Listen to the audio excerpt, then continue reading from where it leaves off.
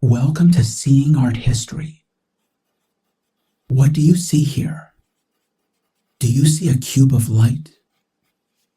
How can there be a cube, which is a three-dimensional volume made out of light, which is formless? As you think about that question, please like this video. This work of art by James Turrell is entitled Afrum One. We will consider the meaning of this title in a moment. But let's start by just looking carefully. There is no image. There is no material object. There is only light.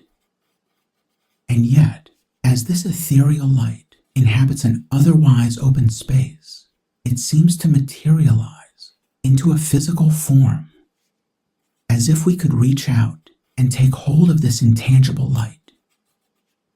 The longer we look at Turrell's art, the more visually captivating and conceptually complex it becomes.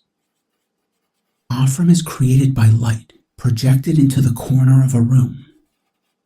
A continuous beam of light emanates from a high-intensity projector positioned above and behind us.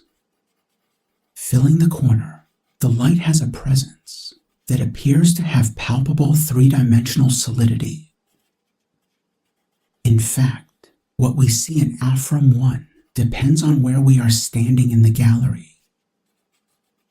From a distance, the hexagonal shape of this light creates the perception of a glowing cube that is weightlessly suspended between the adjoining walls. But up close, this luminous volume suddenly dissolves. The light lays flat on the surface of the wall. The light might even appear to puncture the wall, casting a volume of negative space. And then, taking a step back, we rediscover the cube. This process, by which the light seems to have material presence, and then, in the next moment, dematerializes, is not incidental to the purpose of Turrell's art. As our perception of the light shifts back and forth between form and flatness, we gain a consciousness of how sight itself can be sculpted. Created in 1967, and then in several variations, Afrum One is from a series of works called cross-corner projections. These cross-corner projections were formative in the development of Turrell's art. For over 6 decades, he has explored how to give form to light. Light cannot be carved like stone or cast like bronze. It can't be applied to a canvas like paint. By designing spaces in which light has an active residence, Turrell expanded the horizons of how art can create awe. Having looked carefully, let's consider Afrum One conceptually, starting with its title.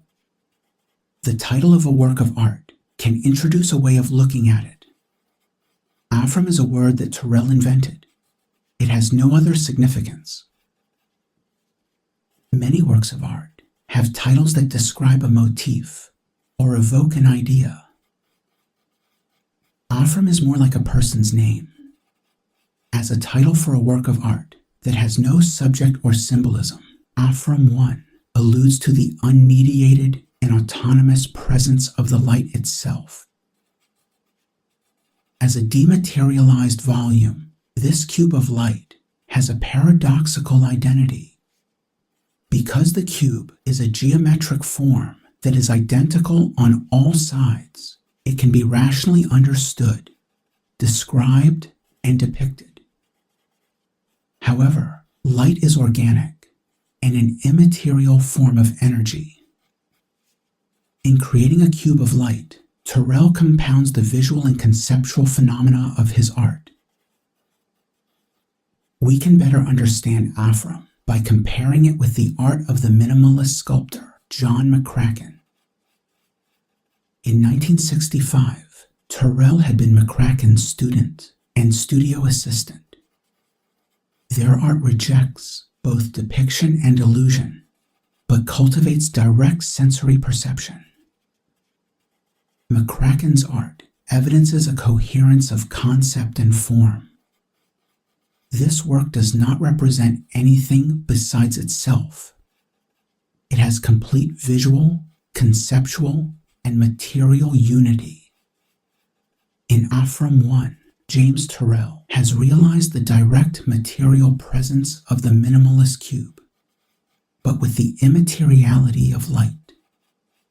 True to its own material character, Turrell's art does not employ light to illuminate or reveal something else. This light is literally a revelation,